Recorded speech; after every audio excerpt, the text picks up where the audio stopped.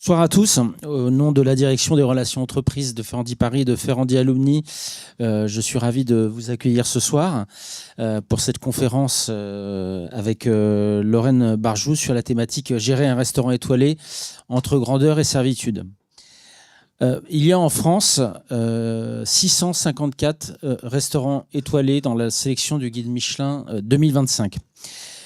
Comme vous le savez, cette distinction des étoiles est parfois adulée, parfois décriée. Une chose est sûre, c'est que ces étoiles représentent la quintessence du savoir-faire français, entre autres, puisqu'il y a aussi des restaurants étoilés, des restaurants qui sont distingués pour leur cuisine à consonance étrangère. Mais toujours est-il que c'est une reconnaissance, bien sûr, pour l'établissement et plus particulièrement pour son personnel, le ou les chefs qui managent la cuisine. Mais passé cette consécration relative à l'obtention d'une, voire de plusieurs étoiles, il y a la gestion de l'après.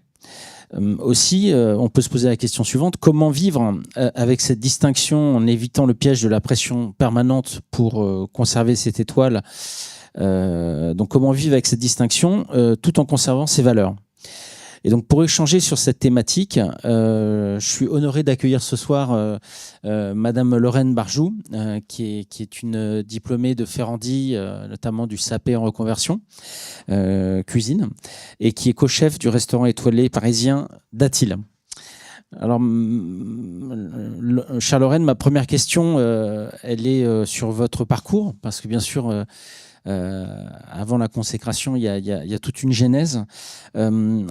J'ai regardé un petit peu, bien sûr, votre parcours académique, un peu personnel, en tout cas pour ce qui est visible sur les réseaux sociaux.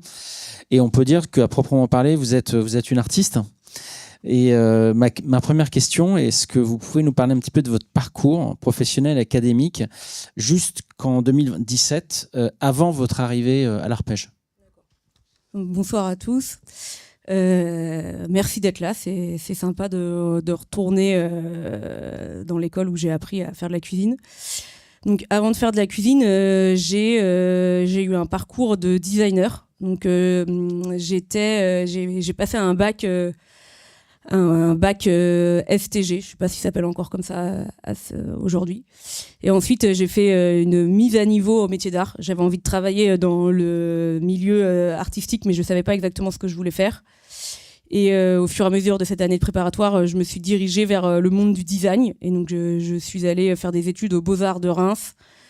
Et j'ai pas choisi ces Beaux-Arts par hasard, parce que dans les Beaux-Arts de Reims, il y avait une section design culinaire, et qui travaillait à l'époque déjà avec Ferrandi sur certains projets.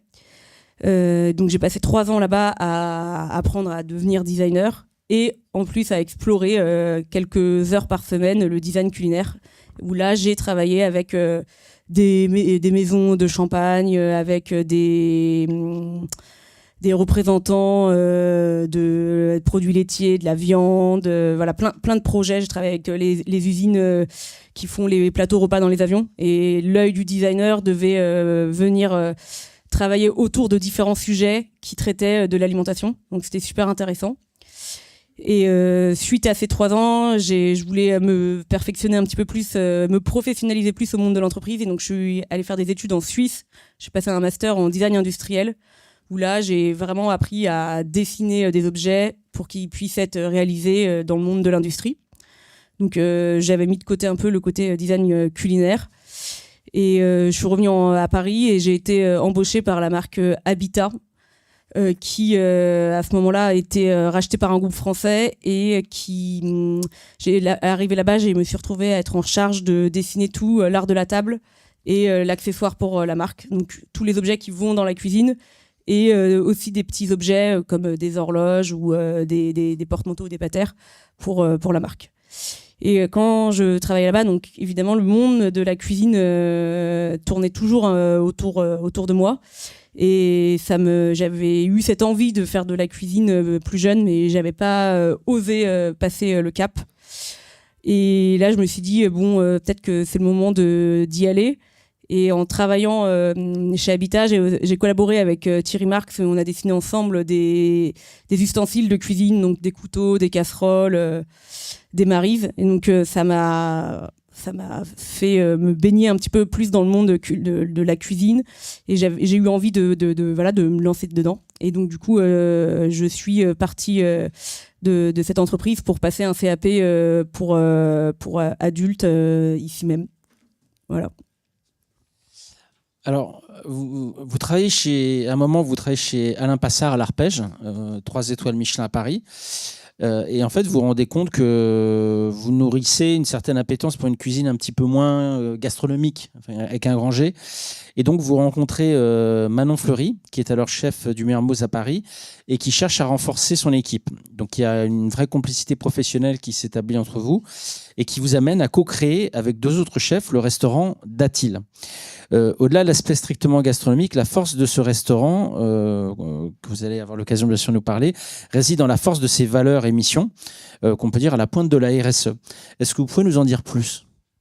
Oui, bien sûr. Donc, avec Manon, on s'est rencontrés après cette expérience à l'Arpège, où ça a vraiment été ma première expérience de cuisine. Et donc, j'ai eu envie d'avoir... J'ai adoré l'exigence d'un restaurant 3 étoiles et ça m'a énormément formée. Et la manière dont je cuisine aujourd'hui, il est aussi dû à cette expérience dans ce restaurant. Et donc du coup, on s'est rencontrés avec Manon et avec Manon, donc on a commencé à travailler au Mermoz. Et puis il y a eu le Covid, donc c'était on a fait plein de pop-up, on a un peu à droite à gauche, et donc on arrivait toujours dans des entreprises où on allait travailler pendant 6 mois, puis on repartait, puis on allait dans une autre entreprise, on travaillait pendant 3 mois et on repartait. Et on a beaucoup appris de ces expériences, et on s'est dit, le jour où on va ouvrir un restaurant, il faut qu'on ait des bases solides pour les ouvrir et savoir exactement ce qu'on veut pour manager le personnel et aussi notre cuisine. Du coup, on a mis en place dans notre restaurant un cadre fort qui repose sur un management assez, on va dire, novateur dans le monde de la restauration. On a mis en place des guides de bonne conduite et des guides de fonctionnement dans le restaurant. Et on s'est fait épauler aussi par un coach pour pouvoir encadrer correctement nos équipes. Je ne sais pas si vous voulez que je déroule tout ça ou... Oui, surtout sur la partie RSE, après on parlera un peu de la partie.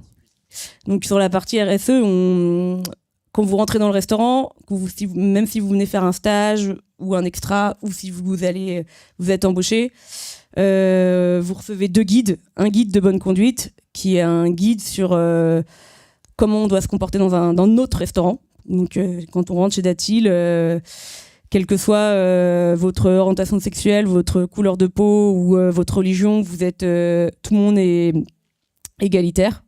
C'est des choses qui paraissent très simples, mais qui sont souvent qui sont pas souvent présentes dans le monde de la restauration. On parle aussi de l'esprit d'équipe et le fait que la salle et la cuisine travaillent ensemble.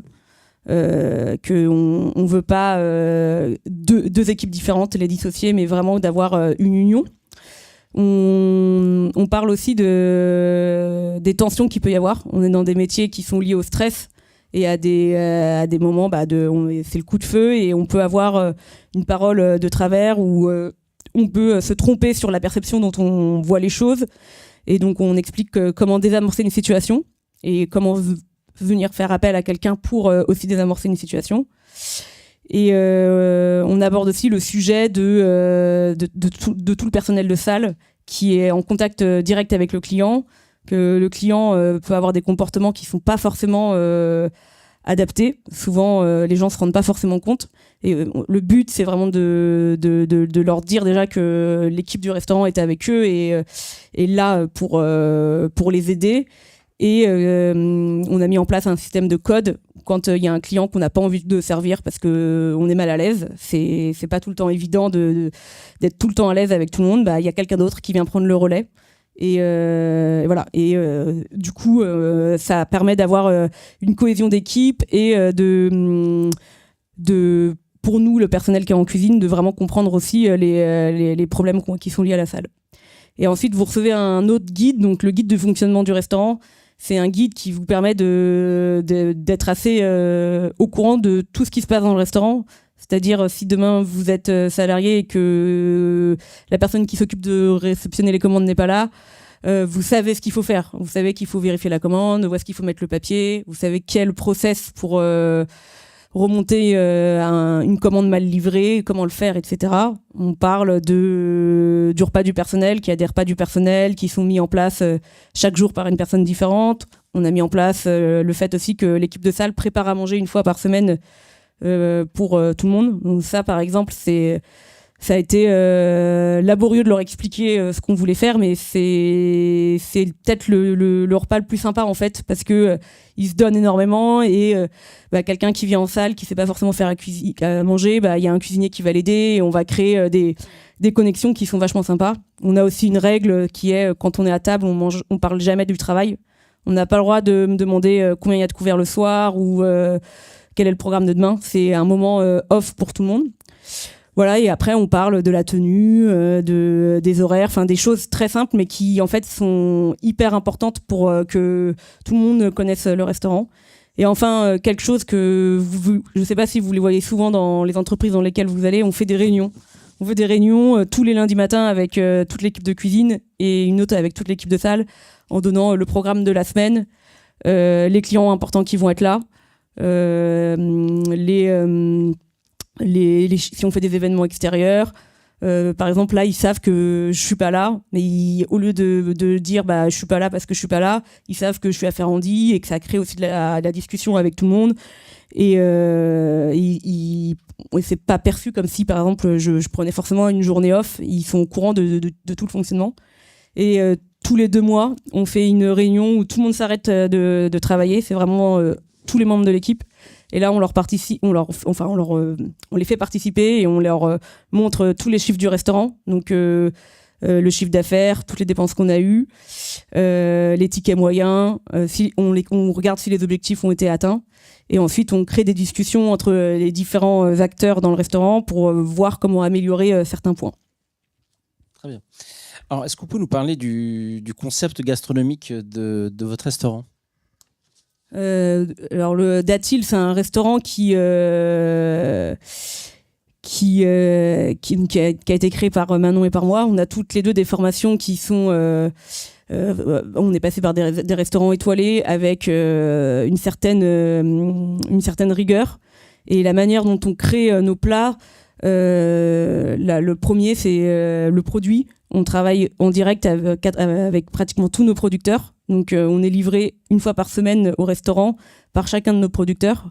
On travaille avec 2 maraîchers en Île-de-France. Et après, il y a différents producteurs qui sont principalement en France. À 99,9%, tous les produits viennent de la France.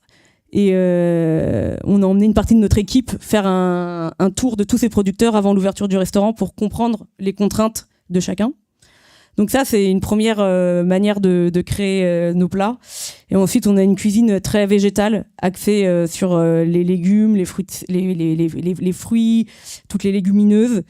Et une cuisine qui est plutôt avant-gardiste, où on travaille sur justement la valorisation de tous les éléments qu'il y a qui rentrent dans le restaurant. C'est-à-dire qu'on jette très peu de choses. Et il y a un travail énorme sur l'acidité, l'amertume dans le restaurant. On propose des menus le midi en 5 temps et le soir en 7 temps, où vous allez avoir un tout petit peu de protéines, seulement on travaille énormément de poissons et de fruits de mer, et la viande que quand on en a envie, mais pas très souvent. Alors, votre restaurant ouvre en septembre 2023. Vous obtenez dès l'année 2024 une première étoile. C'est presque un record de précocité en termes de distinction. Comment vous l'expliquez ? Je sais pas. Non, en fait, quand on a ouvert le restaurant, quand on ouvre un restaurant, on fait des business plans avec des prix de menu et certains standings avec des concurrents des concurrents je peux pas forcément appeler ça des concurrents, mais des restaurants qui sont des références en tout cas pour nous. on avait déjà des prix de menu qui pouvaient correspondre complètement avec le prix, avec la carte d'un restaurant 1 étoile. Après, chez Datil, il y a une certaine exigence qui correspond à l'exigence d'un restaurant étoilé. Nous, personnellement, avec Manon, c'était pas notre objectif premier d'avoir 1 étoile. C'est pas quelque chose qui était pour nous le Graal. Pour nous, le Graal, c'est d'avoir un restaurant qui est complet, qui fonctionne, d'avoir des clients heureux. Et là, il s'avère que on a collé à un certain standing, le standing d'une étoile au guide Michelin. Concrètement, quelles ont été les répercussions de cette consécration, de cette étoile, sur le plan humain au sein de votre établissement? Vous en avez un petit peu parlé, c'est-à-dire que vous êtes pas parti en créant le concept en vous disant on va avoir 1 étoile, c'est-à-dire que l'étoile est la conséquence de votre travail. Mais bien sûr, est-ce qu'il y a eu une répercussion au niveau de vos équipes, j'imagine? Ouais, en fait, on a été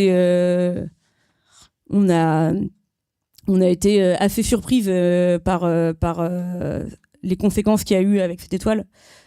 Quand vous ouvrez un restaurant, vous avez un personnel qui s'est investi énormément. C'est une ouverture de restaurant, si jamais un jour on vous le propose et que ça vous tente, c'est super parce que vous avez tout à faire. Et on avait des personnes avec qui, une grosse partie avec lesquelles on avait déjà travaillé et d'autres qu'on connaissait un petit peu moins. On a réussi à créer une cohésion d'équipe et il y a eu un investissement, on a beaucoup travaillé. Et ça a fait plaisir. Disons que ça a énormément motivé nos troupes. Quand vous ouvrez un restaurant et que ça fait 6 mois que vous bossez non-stop, ça fait du bien. C'est un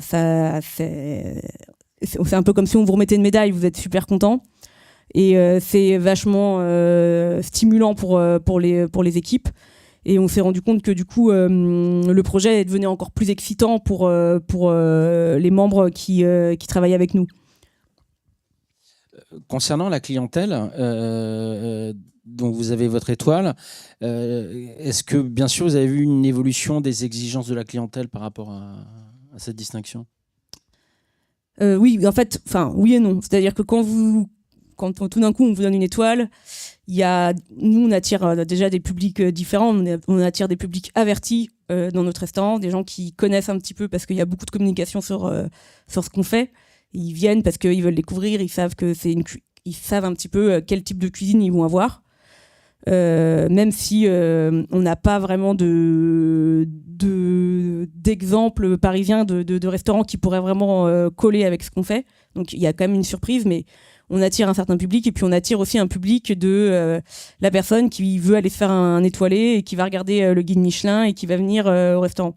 Et donc du coup, ça a attiré une nouvelle clientèle, une clientèle de province aussi, une clientèle qui a certains codes avec l'idée d'un restaurant étoilé.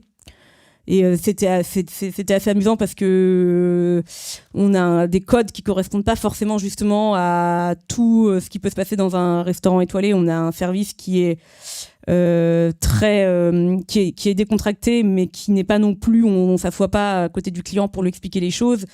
Mais il est pas maniéré. Il y a quelque chose d'assez accessible avec la personne qui va vous faire le service. Par contre, il est très riche dans les informations que vous allez avoir. Notre personnel, il n'est pas habillé en costume ou les femmes en tailleur. On porte un soin au fait que les personnes se sentent à l'aise dans leur tenue et aussi que les tenues qu'elles ont soient assez proches avec celles des cuisiniers pour créer justement cette cohésion d'équipe. Et donc du coup, avec cette clientèle qui vient des restaurants étoilés assez classiques, justement, il peut y avoir un côté déstabilisant. Qui est souvent finalement assez apprécié, mais qui les interroge au début de l'expérience chez Datil. Au niveau de la gastronomie, est-ce que cette étoile a stimulé encore plus votre créativité? Non, je sais pas. Par rapport à la créativité, on a toujours plein d'idées. Je dirais que ça a surtout stimulé les troupes et ça fait rayonner d'avoir une étoile. Par rapport à la créativité, je pense qu'on va pas la chercher clairement avec le guide. On s'enrichit d'énormément de choses au restaurant. je peux en parler pendant des heures, mais on essaye de sortir un peu aussi du côté classique de la restauration où on fait que lire des bouquins de cuisine, on parle que de cuisine et on fait que ça. Notre personnel, on l'invite, on est dans une ville qui est hyper riche culturellement, on va au cinéma, on parle d'expos et souvent c'est ça aussi les sources d'inspiration pour créer un plat. On parle d'un film, il y a eu une scène avec quelqu'un qui a fait des beignets, on se dit mais attends, c'est super intéressant, j'ai ressenti quelque chose et on va travailler là-dessus. C'est plutôt ça qui crée la créativité. Et je dirais peut-être si l'étoile, ça nous a amené à rencontrer encore plus de monde. Et du coup, ça, c'est riche pour justement, de par les échanges, pour créer des nouveaux plats. Alors, bien sûr, l'étoile sanctionne à un certain niveau en cuisine, un certain niveau d'excellence. Mais souvent, elle impacte aussi la gestion de la salle, avec un peu, parfois, une certaine règle un peu tacite de recherche d'un peu plus de cosy, de chic, voire de luxe pour certains établissements. Est-ce que l'obtention de l'étoile vous a incité à aller à revoir un peu votre design, vos meubles, le décorum, en fait? Alors, pas vraiment, parce qu'en fait, quand on a créé le restaurant, on a pensé à énormément de choses. Justement, l'expérience qu'on a eue avant nous a fait réfléchir à énormément de détails dans le restaurant. Et on sait aussi que faire des travaux dans un restaurant, ça veut dire fermer un restaurant. Ça veut dire du chiffre d'affaires en moins. Du coup, on avait fait un pari au début qui était d'être assez exigeante sur les envies qu'on avait dans le restaurant. Ça va être des détails, mais il y a des moments donnés, quand vous faites des travaux, on se demande si on met des panneaux insonorisants pour qu'il n'y ait pas trop de bruit dans la salle. En fait, la salle, vous ne l'avez jamais testée, donc vous ne savez pas comment ça va se passer. Tant qu'il n'y a pas des nappes, vous ne savez pas si le bruit va être absorbé. On s'est dit, on va mettre des panneaux qui vont absorber le bruit parce que en fait, le jour où on devra fermer, un chiffre d'affaires, une ou deux journées en moins, ça représente beaucoup d'argent. Donc, on avait énormément réfléchi à tout ça, mais par contre, on n'a pas beaucoup changé de choses. Mais par contre, on avait dessiné la vaisselle avec des céramistes.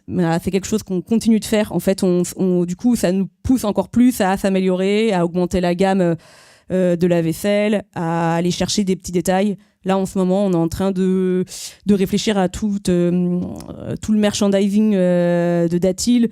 Souvent, les gens, quand ils viennent manger quelque part, on trouve ça agréable de partir avec une histoire, avec quelque chose. Donc, quand vous venez chez Datil, on vous donne déjà un petit livret avec des références artistiques de l'équipe. Et là, après, vous pourrez vous acheter la cuillère la cuillère en bois qui a été sculptée par une ébéniste qui est dans le sud de la France. Et avec laquelle vous mangez un des amuse-bouches. Voilà, c'est des choses comme ça sur lesquelles on réfléchit. Et après, sur un restaurant, c'est aussi un lieu qui s'abîme. Il y a énormément de gens qui viennent, donc c'est un entretien permanent. Là, on a fermé pendant 10 jours, on a allé repeindre un mur, on a amélioré une étagère. Voilà, c'est un lieu vivant et ça, c'est des investissements qu'on doit faire régulièrement. Et sur le matériel de cuisine, on avait quand même c'était déjà assez bien équipé, mais là on vient de mettre un nouveau four pour améliorer la qualité de travail. Alors, après la première étoile, il y a naturellement la deuxième. Est-ce que, même inconsciemment, on va dire, c'est une ambition que vous visez ? Non, forcément, tout le monde se pose la question. On vient d'avoir une étoile, est-ce qu'on continue, est-ce qu'on se lance dedans ? Donc déjà, il y a des réalités de critères qui sont, si vous voulez une deuxième étoile, il faut faire moins de couverts. Pour faire moins de couverts, il faut augmenter les prix. Est-ce que c'est ce qu'on a envie de faire ? Pas forcément. Tous les gens, quand ils ont une étoile, augmentent leur prix. On a mis 4 mois à augmenter les prix du restaurant, alors qu'il y a plein de restaurants qui, la semaine d'après, les prix sont directement changés. On n'a pas voulu insister là-dessus parce que on trouve ça aussi intéressant que un public comme vous, des étudiants qui, même si c'est une dépense qui est chère, puisse aussi avoir accès à ce genre de cuisine. Et on n'a pas forcément d'objectif donc d'avoir une deuxième étoile. Pour nous, on le répète souvent, mais l'objectif c'est un restaurant qui soit complet, c'est avoir des réservations tous les jours. Ça, la restauration se porte pas forcément très bien à Paris. Nous, on a de la chance, ça fonctionne bien, mais on travaille aussi on communique beaucoup, on crée des événements, on essaye de créer de l'activité autour du restaurant. Et il y a aussi un autre point auquel on parle pas, mais il y a aussi le personnel. Donc, on a embauché beaucoup de monde depuis que le restaurant est ouvert. Quand les équipes sont vraiment au complet, on est entre 18 et 20. Donc il faut s'occuper de tous ces gens-là. On essaye de vous accompagner, d'accompagner tout, du stagiaire jusqu'au plongeur, jusqu'à la directrice de salle correctement. Et donc d'avoir des équipes qui restent. Et ça, c'est aussi, et des équipes heureuses aussi de travailler. Et pour nous, ça, c'est avoir un restaurant complet et des équipes heureuses au travail, c'est l'objectif numéro 1. Et peut-être qu'un jour, on aura envie d'évoluer au niveau de notre cuisine. Mais je pense que c'est bien de stabiliser vraiment l'entreprise. Et aussi de continuer à prendre du plaisir, parce que quand on ouvre un lieu comme ça, pendant 2 ans, vous faites que ça, vous êtes à fond. Donc, un des problèmes aussi de notre métier, c'est qu'il n'y a pas vraiment de... Souvent, la vie privée est mise de côté. On veut aussi montrer que on est des femmes. Si demain, on va avoir des enfants, on peut en avoir. On peut avoir que par exemple, là, je peux m'absenter du resto pendant que Manon tient le restaurant. Donc c'est aussi des choses un peu plus globales qu'on essaye de mettre en place que l'obtention d'une deuxième étoile tout de suite. Justement, parlons un petit peu du futur plutôt proche. Quels sont vos futurs projets, que ce soit gastronomiques ou même personnels voilà. Les projets de Datil, c'est pour nous, c'est un peu de sortir de la cuisine aussi et de rencontrer des chefs, parce que vous allez voir, quand vous commencez à travailler dans la restauration et dans une cuisine, souvent vous faites que ça, vous êtes tout le temps dedans. Donc c'est aussi de pouvoir s'autoriser à sortir et aller faire d'autres rencontres et d'apprendre d'autres choses. Donc là, on a formé nos équipes pour qu'elles puissent tenir Datil sans Manon et sans moi. Donc on est parti 10 jours à Montréal travailler avec un chef qui s'appelle Patrice Desmers, qui est donc à Montréal et qui vient d'avoir une étoile là il y a 3 jours. Donc ça, nous, on est revenu enrichi avec plein de nouvelles idées. On a échangé sur le plan humain, c'était super intéressant, mais sur le plan de la cuisine, on a appris plein de choses. On est revenu avec plein de recettes et c'était enrichissant. On a fait venir une chef qui travaille dans les Pouilles, qui vient d'une auberge qui s'appelle Masseria Morosetta. C'est un lieu superbe, et donc on était parti l'année dernière travailler 2 jours. Elle est venue ici, donc l'idée c'est de l'accueillir, de la faire découvrir l'équipe, de lui faire découvrir Paris. Donc voilà, c'est des échanges humains et aussi de stimuler nos équipes. C'est-à-dire que c'est super intéressant d'avoir quelqu'un qui vient d'une autre culture avec d'autres techniques et qui là nous a appris à faire des raviolis. On a fait plein de choses différentes et les équipes, elles ont été hyper enrichies par ça. Et au mois de septembre, on part en Italie, pareil, dans la montagne, travailler. Et après, le restaurant, comme je disais, notre projet, c'est qu'on continue à prendre du plaisir au quotidien et que l'entreprise tourne. Alors, j'ai vu sur Internet que vous aviez fondé le collectif Bondir, avec un E à la fin. Est-ce que vous pouvez nous en dire plus ? Oui, bien sûr. Donc, on est venu faire des interventions à un moment donné à Ferrandi. Donc, Bondir, c'est un collectif qui s'est monté au moment du Covid. Donc ça a été créé par deux chefs, Marion Gauteleux et Manon Fleury. Et en fait, Marion Gauteleux avait témoigné dans un supplément du Monde, le M Magazine, sur les violences faites en cuisine. Et elle avait reçu des demandes d'écoles pour faire des formations auprès des jeunes. Et donc Marion et Manon se sont réunis et ont réuni un collectif au début de femmes. On était une vingtaine. Et à ce moment-là, il y avait eu aussi une affaire qui s'appelle l'affaire Taku Sekin. Je ne sais pas si ça vous parle. C'est un chef japonais qui avait un restaurant à Paris et qui avait été, il y avait des suspicions d'harcèlement sexuel et de viol de la part de ce chef, et ce chef s'est suicidé. Donc il y a eu une enquête qui a commencé à être faite et on n'a jamais pu aller jusqu'au bout de cette enquête avec son suicide. Et le but de Bondir à la base, c'est de faire de la sensibilisation dans les écoles pour les futurs cuisiniers, cuisinières, sommeliers, chefs de rang, etc. Pour leur faire de la sensibilisation au monde de la restauration. Donc, vous avez, je sais pas exactement le public qui est là, mais vous avez dû commencer à faire des stages, à avoir des expériences en entreprise. Et il y a souvent des comportements qui sont déviants, parce que c'est un métier qui est difficile, on a des horaires à rallonge, on subit des stress. Et nous, le but, c'est vraiment de venir vous donner des outils et de venir vous expliquer aussi qu'est-ce qui est normal et qu'est-ce qui n'est pas normal. Et donc, Bondir se développe d'année en année. Ce sont que des bénévoles qui font ça. Et là, en ce moment, même hier et aujourd'hui, on a fait des formations sur une péniche qui s'appelle la péniche Mazette, qui est en face du Monde à Paris. Il y a un événement qui est monté par une association qui s'appelle Hello Ernest, qui fait de l'aide alimentaire. Et là, on présente les dernières formations qu'on a mises en place, qui sont des formations sur les risques psychosociaux dans les entreprises liées à la restauration. Et aussi à chaque fois, on est aidé par des entreprises qui font des formations. Et on fait aussi une formation sur le management bienveillant dans les entreprises. Et ces formations, maintenant, elles sont destinées aux professionnels parce que après avoir été démarchés par les écoles, on est démarchés par des chefs d'entreprise, des managers qui veulent qui ont besoin d'aide en fait pour pouvoir manager correctement dans les équipes. Alors, j'ai une dernière question à vous poser avant de passer la parole à l'auditoire. Quel conseil vous donneriez à nos étudiants qui souhaitent travailler dans des restaurants étoilés ? Le conseil, c'est d'y aller, c'est d'aller voir, parce que je pense que c'est intéressant d'aller voir un certain standing. Après, moi, je donne déjà, quand vous faites des entretiens, je dis toujours un peu les mêmes conseils, mais souvent, je vois, moi, je fais passer d'entretien à beaucoup de gens.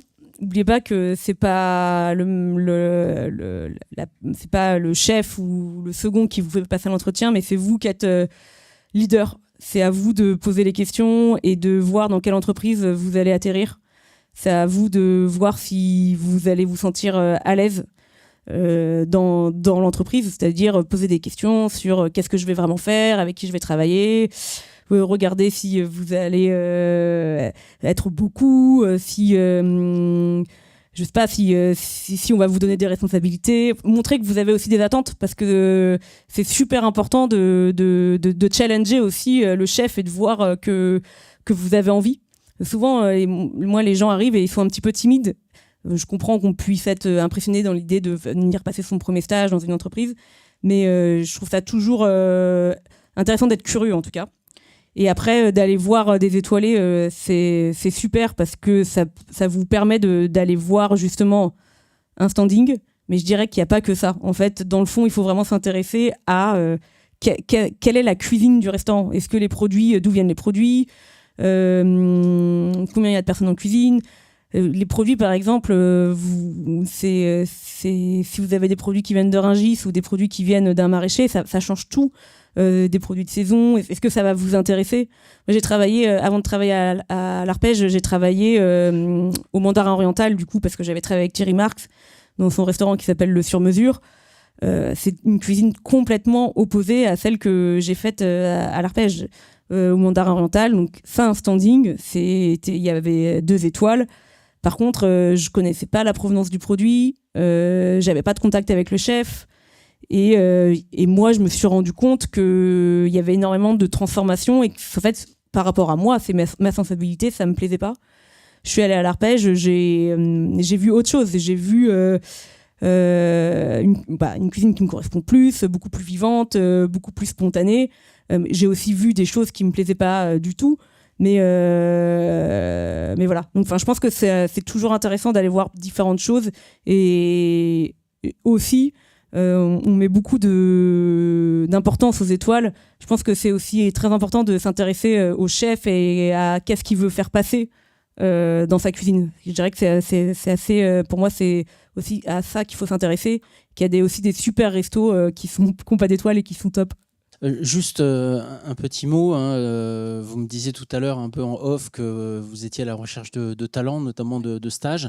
Donc si parmi vous, hein, il y a des jeunes qui recherchent des stages, Lorraine se tient à votre disposition pour échanger à ce sujet. Enfin, je vais conclure en vous remerciant une nouvelle fois, bien sûr, d'être présent, parce que je sais que votre temps est précieux. Là, vous allez repartir travailler dans la foulée. Mais je vous remercie vraiment chaleureusement pour contribuer à changer ces codes dans la gastronomie. C'est un beau témoignage que la réussite n'est pas que dans l'assiette, mais c'est aussi dans tout ce qui est le changement des mentalités. Donc, merci pour votre intelligence émotionnelle qui contribue à changer tout ça. Bravo, merci beaucoup. Merci beaucoup.